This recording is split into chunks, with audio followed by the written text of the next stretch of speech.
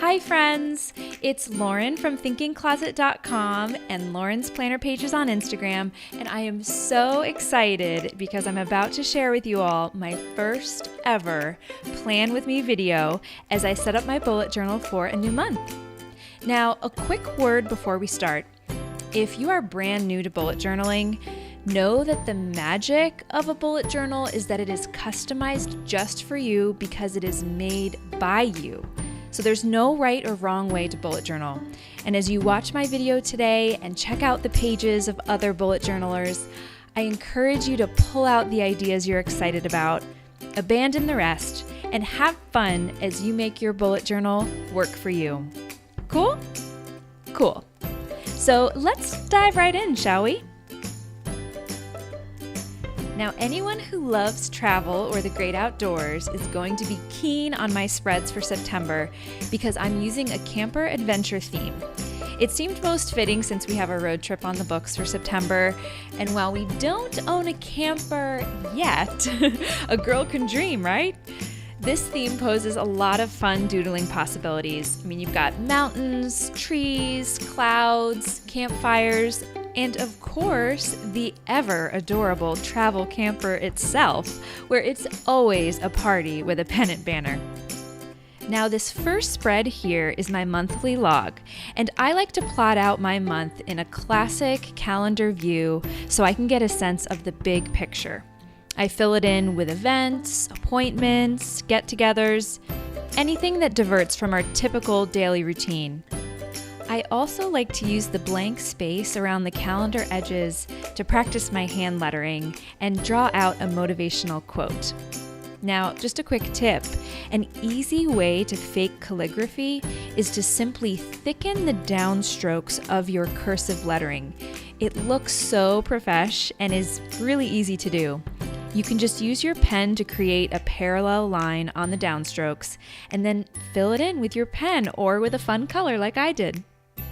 Now, as for the motivational quote, this is one of my favorites. The journey is the destination.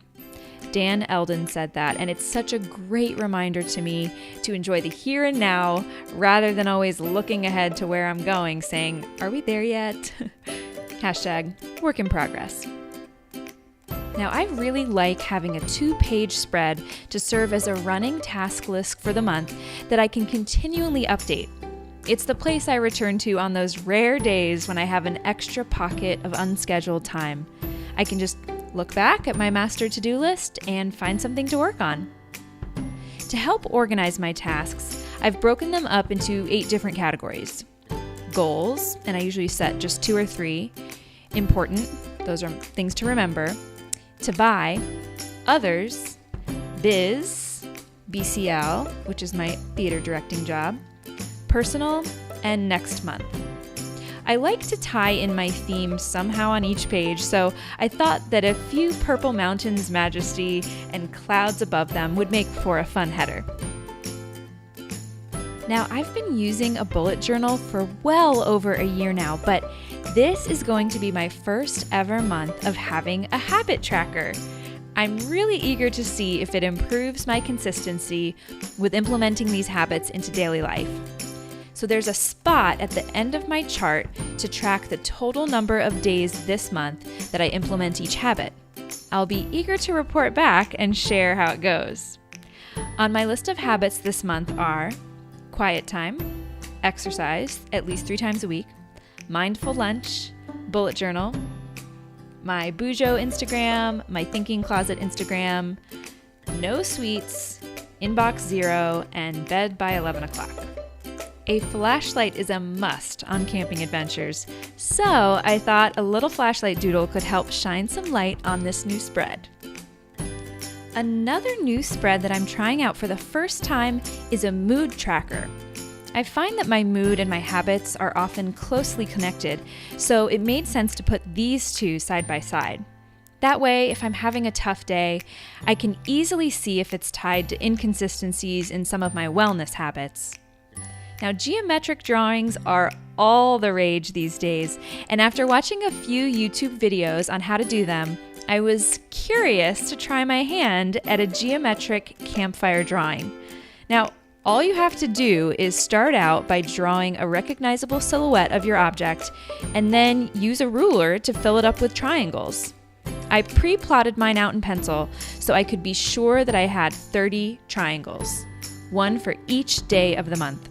And then I wrote in the numbers 1 through 30 so I can fill in one triangle for each day of the month with my overall mood color for that day. I created a key at the bottom with 4 different colors for 4 different moods.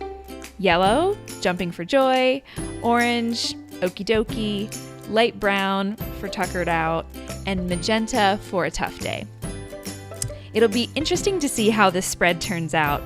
I mean, if I can keep up with it, as well as what I learned from it. Already, I've learned that I really dig geometric drawings. I'll be playing around with more of these in the future. No doubt about it. Next up, I created a 2-page spread for my gratitude log, which I titled as Today's Hoorays, and I wrote it across a festive pennant banner like the one on my travel camper drawing. For each day of the month, I want to take some time to write out something I'm grateful for, or even a small victory from that day. When I've kept a daily gratitude log in the past, I've found that while it takes no more than a minute to do, it can shift my entire perspective for the whole day. So I highly recommend trying a gratitude log like this if you haven't already. It's a game changer. Now that wraps up my month-specific spreads, but I thought I would take some time to show you 2 more spreads that I keep up throughout the month. First, my weekly log. Now, this is something I like to set up on a Sunday night or Monday morning at the start of a new week. It's where I list my top 5 priorities for the week, and if I do nothing else but those 5 things, it's a big win. Sometimes they are specific tasks or projects, and sometimes they're intangibles like celebrate 8 years of marriage or unplug from technology for a day, whatever is most important to me and my family that week. And then I have a space below for plotting out the tasks of the week. And I often refer back to my monthly task list when completing this section. Now, on the right-hand side of the page, I plot out a chart with each of the days of the week. Did you catch my date error there? Nothing a little construction paper and some double-sided tape couldn't fix. Now, this is where I can track the main events from appointments to phone dates to outings to parties. And this month, I'm going to try plotting out my meals for the week on this chart too. I did a monthly meal plan last month, but I think planning out meals at the start of each week makes more sense for me, so I'm going to try it out. Since I drew a few evergreen trees on this spread, I was inspired to fill in the blank space at the bottom of my weekly chart with some favorite lines from the Robert Frost poem, Stopping by Woods on a Snowy Evening. The woods are lovely, dark, and deep, but I have promises to keep, and miles to go before I sleep, and miles to go before I sleep. Back when I taught freshman English, this was one of my favorite poems to analyze. Now, it looks really simple on the surface, but when you start to unpack it, you discover a whole world of creative interpretation. Oh, Robert, you genius, you. After my weekly log comes my daily log. Now, I know some people just do one or the other, but lately I'm loving both the weekly log and daily logs since they serve different purposes for me. Plus, my handwriting is rather large, so I like having more space for everything. I don't get to my dailies every day of the week, but when I do, I find it just skyrockets my productivity. I'm continuing to use the boho berry method for dailies, where I start out my day by planning my hours and color coordinating them by how I want to spend them. So blue means sleep, yellow is family time, pink is work time, purple is friend time, green is errands, and orange is exercise. The daily temperature and weather doodles aren't just fun to draw, but they help me really appreciate all the more the days without rain clouds. I also like to customize my day and date icon to match the theme from my weekly log. So the evergreen trees are back. I'm still brainstorming what I'll incorporate for the rest of September, but I'm thinking a roasted marshmallow will make an appearance, although that may cause me to stumble in my attempt not to eat sweets. And that is it, my friends. That is how I set up my bullet journal for a productive month.